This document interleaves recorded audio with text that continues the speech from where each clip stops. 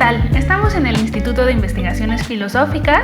Yo soy Fernanda Samaniego y le voy a hacer unas preguntas al doctor Alejandro Tomasini, uno de los investigadores que se dedica aquí a leer mucho a Wittgenstein y hacer reflexiones políticas. Doctor Tomasini, hoy preparé 3 preguntas. A ver. La primera es, ¿cuáles son las características de la forma de gobierno de Donald Trump? Donald Trump. Es un tema complejo. Para empezar, tenemos que trazar varias distinciones. Una cosa es la persona Donald Trump, que puede resultar muy desagradable, suscita mucha animadversión por muchas razones. Y otra cosa es el político, el presidente de los Estados Unidos, que le tocó ser presidente en unas circunstancias muy peculiares. Si nos vamos, dejamos de lado el aspecto personal y nos vamos al aspecto político de su desempeño, yo creo que lo primero que hay que hacer es distinguir entre la política interna de Trump y la política exterior.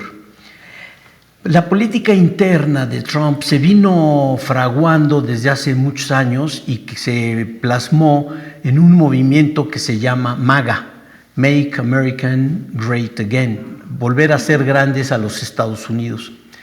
Con un discurso muy avanzado, con una cantidad de promesas formidables, Trump se ganó el apoyo de las grandes masas en los Estados Unidos. El problema es que él, ya siendo presidente, traicionó su propio programa y traicionó a sus seguidores. El eslogan, por así decirlo, más importante de la política interna era la lucha contra lo que él mismo denominó el Deep State, el Estado profundo.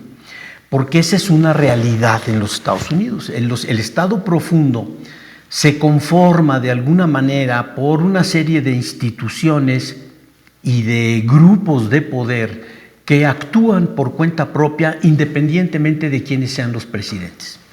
Entonces, la CIA, por ejemplo, actúa así, el complejo tecnológico industrial actúa así, el FBI, el lobby sionista de los Estados Unidos, que es uno de las fuerzas más poderosas que hay, todos ellos actúan independientemente de lo que el presidente en turno diga, pero obviamente influyen en él y en las instituciones de manera notoria. Concretamente, el Senado y la Cámara de Representantes, pues todo el mundo sabe en manos de quién está, qué decisiones toman, etc. Entonces, evidentemente los intereses de este Estado profundo, que es una realidad, se contraponen a los intereses de la población en su conjunto. Entonces, estas promesas de Trump de luchar contra el Estado profundo, pues despertaron el interés de en muchas personas, se adhirieron y por eso pudo ganar esta segunda elección. Es cierto, yo pienso que eso es correcto y esto tiene una conexión curiosamente con lo que pasó en Venezuela, que le robaron a Trump las elecciones para lo que iba a ser su segundo periodo cuando entró Joe Biden. Si quieres luego tocamos ese punto. El caso es que en los Estados Unidos él ha sido la gran decepción. No se han saneado las finanzas, no se ha recuperado la educación, los programas educativos de salud. Las deudas de los estudiantes en los Estados Unidos es una cosa terrible, colosal, es firmar contratos que los esclavizan para los siguientes 30 años, muchísimas cosas. Los Estados Unidos están en crisis. Entonces, eso yo creo que es un aspecto de su gobierno y aquí la pregunta es si él va a poder, una vez conformado su gobierno, su gabinete como él realmente quiere, luchar con el Deep State y vencerlo. Y eso no es tan fácil, Entonces, eso explica muchas cosas al interior. Paso a la segunda pregunta. No, espérame, sí. Falta lo que es realmente importante, que es la política de Trump en relación con el resto del mundo. Es la política exterior de los Estados Unidos. Y ahí hay una cosa, yo creo que el primer dato que hay que tomar en cuenta es que a Trump le tocó ser el primer presidente al que le pusieron límites a su poderío. Es decir, hasta hace 20 años los Estados Unidos eran la primera potencia indiscutible del mundo. No había país que pudiera rivalizar con él en una confrontación con ellos, en una confrontación directa. Salvo, digamos, militar extrema, que Rusia siempre mantuvo su nivel de defensa y de destrucción, pero es realmente el límite último. Sin embargo, en los últimos 25, 30 años surgió la República Popular de China como un rival económico, financiero, comercial, que simplemente pues arrasó con los Estados Unidos. Prácticamente todo lo que se compra, los suéteres, los escritorios, los pizarrones, es chino, ¿sí? Y no hay forma de competir con China. Tiene una organización industrial y un potencial de mano de obra que hace que pues, no hay competidor posible. Entonces, China por un lado. Por otro lado, Rusia, la Federación Rusa, pues poco a poco, silenciosamente, se fue recuperando del desmoronamiento de la Unión Soviética y quedó ya constituida como una potencia igual o superior en armas atómicas a los Estados Unidos.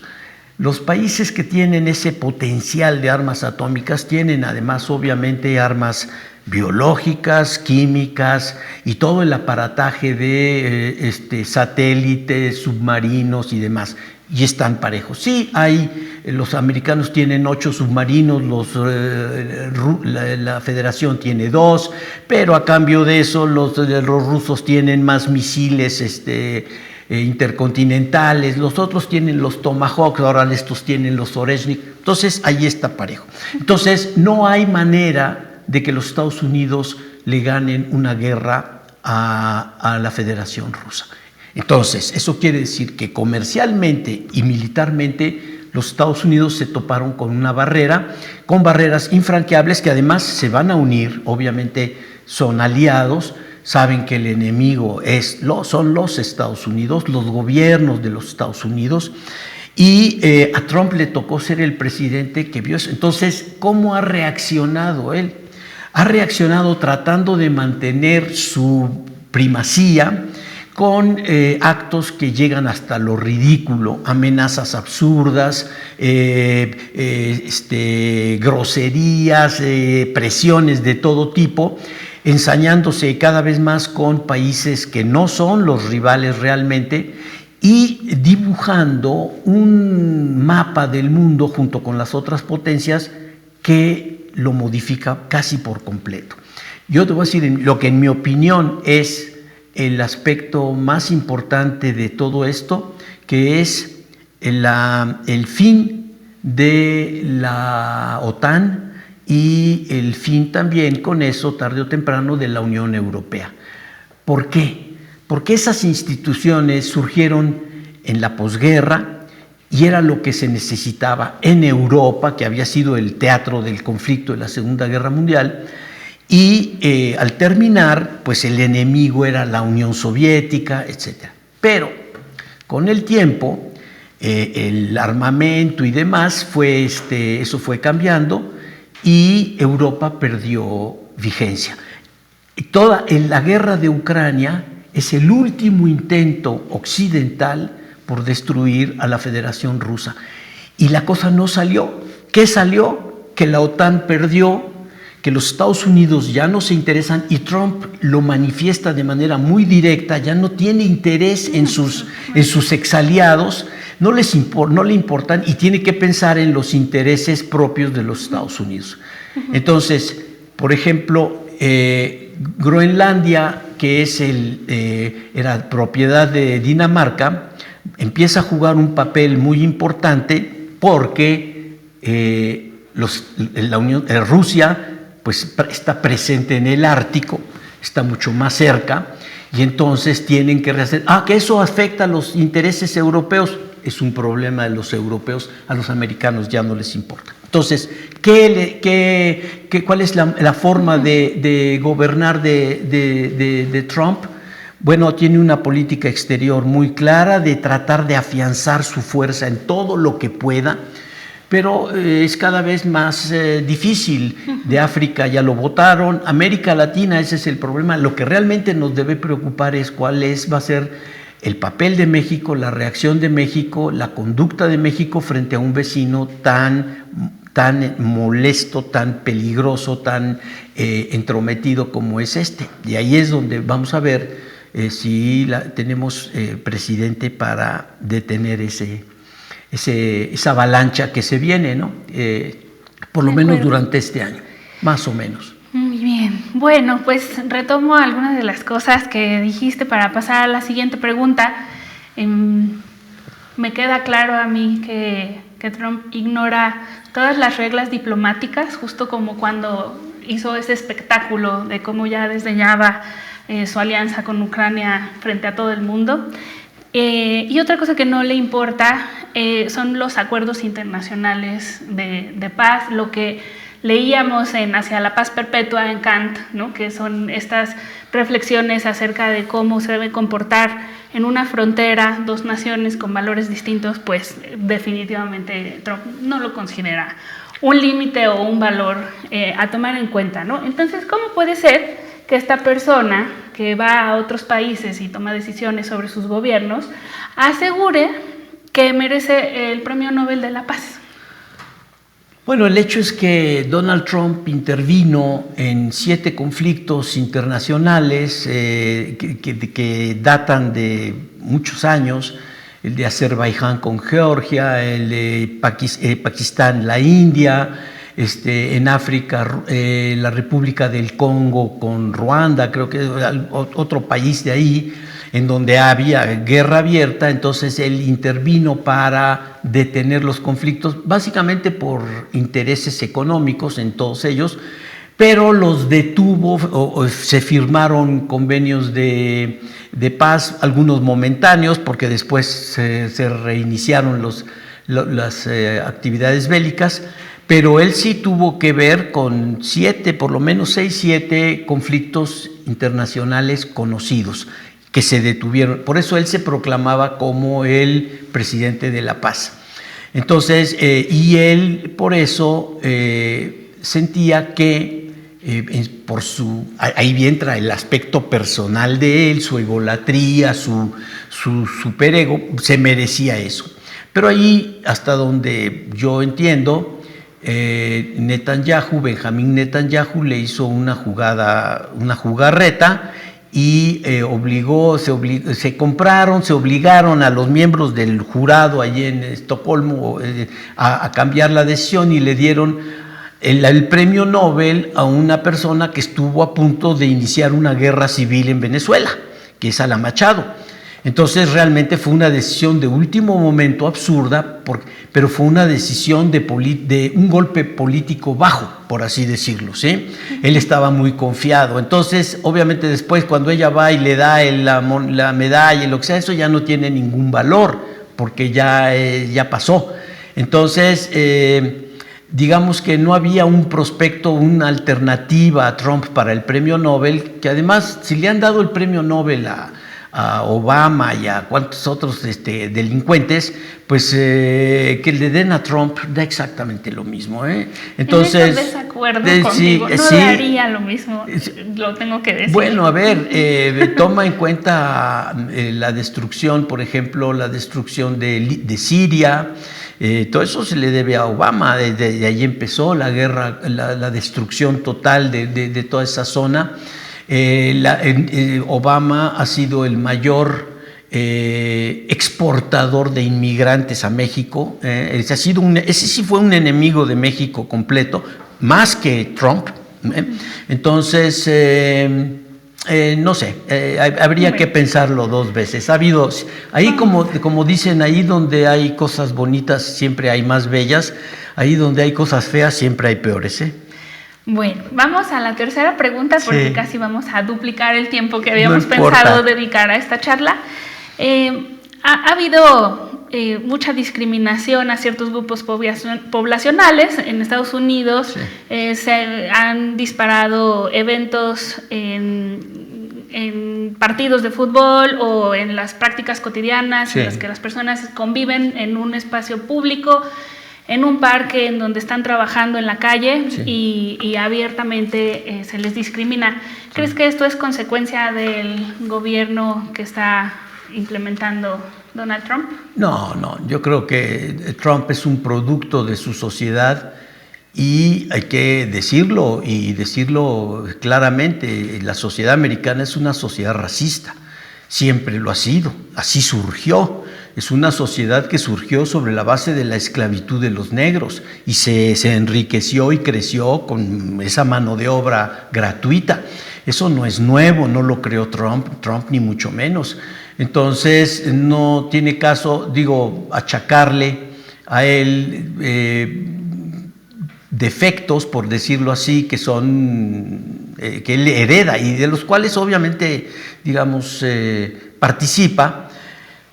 Pero hasta donde yo logro ver, no recuerdo que él haya hecho declaraciones de corte racista que lo hicieran notar así particularmente. Yo no las conozco. Quizá en las acciones, ¿no? Las acciones. Sí, pero entonces, entonces sabes que todos los presidentes americanos son eso, han sido así. No creo que Trump sea una excepción en ese sentido, ni particularmente. Yo creo que los problemas de Trump son básicamente económicos, de política interna, de conflictos internos con fuerzas internas, y obviamente toda esa problemática recae sobre los grupos vulnerables que son los inmigrantes, y más los inmigrantes ilegales, que hay un trafique ahí de personas muy, muy considerable en la frontera y está todo organizado, de estar pasando gente que no tiene papeles y bueno, hay que luchar con eso. Eso habría que discutir si es razonable, si es permisible o no, pero pensemos, ¿qué pasa si la mitad de la población de Guatemala se cruza la frontera a Chiapas? Los vas a detener de todos modos y los vas a tratar de regresar. Bueno, sí, la política exterior mexicana tampoco ha sido particularmente benévola con los movimientos de migración. Pero ¿cómo no? López Obrador les abrió un camino. López Obrador les abrió el camino desde Chiapas hasta Chihuahua. Ahora, estas inmigraciones, el problema con estas oleadas de gente que entran es que son oleadas promovidas y pagadas por grupos de poder. Por ejemplo, Oxfam Society de Soros, ¿no? Esas organizan todo ese tipo de movimientos, les pagan a las personas para que se unan, para que vayan, y entonces, porque crean problemas. Eso es un asunto que eso está, estudiado. Bueno, sí. Nos queda un minuto, sí. Querido Alejandro. Yo voy a decir una cita para Por cerrar favor. Y te dejo también a ti Sí. cerrar con lo que gustes. No. Después de hablar contigo, recordé a una gran geógrafa e historiadora de nuestra universidad, de la UNAM, que se llama Tobiane Berenberg, y en una clase nos dijo que si queríamos una buena razón para deprimirnos, leyéramos sobre la esclavitud. Dice, o sea, si el novio te cortó, si algo le pasó a un objeto material, le voy a dar una mejor razón para deprimirte. Dice, la esclavitud es lo peor que ha hecho la humanidad. Sí. Y pues yo me despido con esa cita de Tobiane, y no sé tú qué quieras decir para cerrar. En eso estoy de acuerdo, es de lo más inaceptable, digamos, que pueda haber. Esto es algo que no se puede esperar. Bueno, pero hay un libro muy famoso sobre la esclavitud, el negocio de negros en América Latina por parte de los ingleses, franceses, holandeses, portugueses, los españoles curiosamente menos, porque ellos ya tenían aquí a sus esclavos que eran los indígenas de América. Pero los otros se trajeron en 3 siglos a cerca de 90 millones de personas, ¿sí? Hugh Thomas, que es el autor de este libro, el autor de La Conquista de México, te los detalla línea por línea, explicando cómo fue, y no fueron pocos, 90 millones. Entonces, claro que esa es una práctica que no se puede erradicar así en el sistema capitalista. Ese es el tipo de cosas que se van a seguir de prácticas que se van a seguir reproduciendo y creciendo. Y bueno, por lo tanto, mi conclusión es que hay que luchar contra ese sistema, que es el que promueve la desigualdad esencial entre las etnias, los grupos étnicos, las razas, lo que sea. De acuerdo, Alejandro. Pues muchas gracias. Hasta aquí llegamos y nos vemos en la próxima cápsula. Gracias.